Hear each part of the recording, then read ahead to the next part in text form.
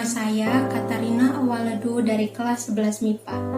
Pada kesempatan ini, saya akan memberikan renungan singkat yang diambil dari Injil Matius bab 14 ayat 22 sampai 33. Sebelumnya saya akan membacakan Injil terlebih dahulu.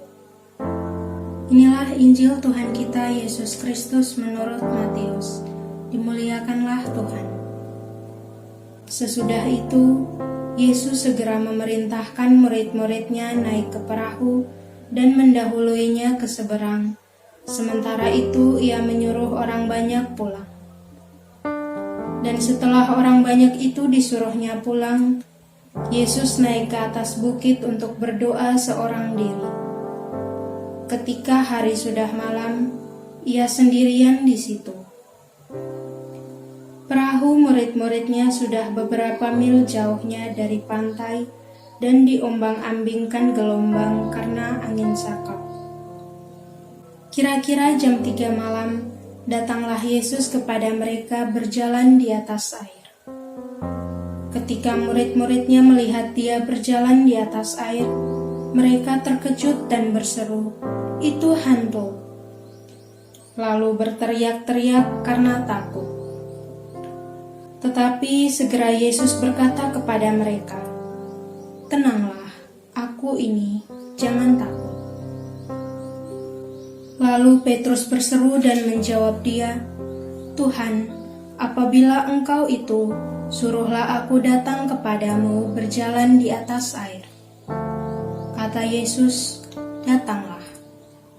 Maka Petrus turun dari perahu dan berjalan di atas air mendapatkan Yesus. Tetapi ketika dirasanya tiupan angin, takutlah ia dan mulai tenggelam, lalu berteriak, "Tuhan, tolonglah aku." Segera Yesus mengulurkan tangannya, memegang dia dan berkata, "Hai orang yang kurang percaya, mengapa engkau bimbang?" Lalu mereka naik ke perahu dan angin pun redahlah. Dan orang-orang yang ada di perahu menyembah dia, katanya, "Sesungguhnya engkau adalah Anak Allah." Demikianlah Injil Tuhan. Terpujilah Kristus. Saudara-saudari yang terkasih, dari kisah Injil yang sudah kita dengar tadi, kita diperhadapkan pada dua suasana ekstrem.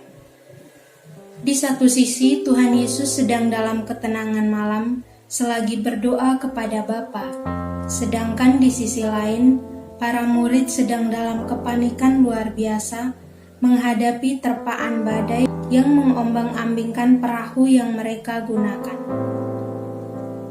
Dalam menyikapi hal ini, Tuhan Yesus mau memberikan teladan bagi kita bahwa Tuhan Yesus tidak tinggal diam di dalam zona nyamannya bersama Bapa, tetapi ia peduli akan kesusahan murid-muridnya.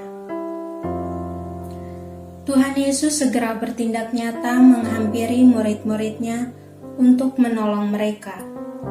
Ia berjalan di atas air beberapa mil jauhnya untuk menghampiri mereka.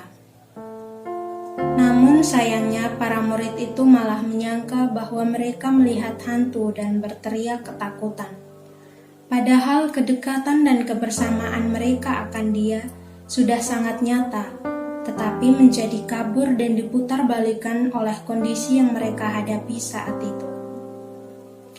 Kepanikan hampir membuat mereka tidak bisa berpikir jernih. Bukan mendapat kekuatan, mereka malah semakin ketakutan. Saudara-saudari yang terkasih, dari kisah ini kita belajar bahwa tindakan baik tidak selalu diiringi dengan penerimaan.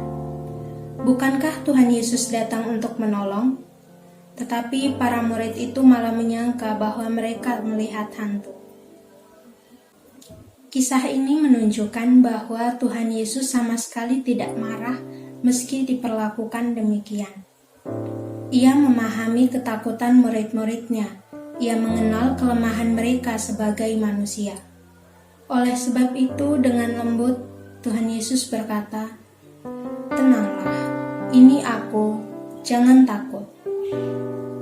Belajar dari kisah ini, Tuhan Yesus mau agar kita dengan tulus tak berhenti bertindak nyata, melakukan karya baik kepada dunia bagi kemuliaan Allah.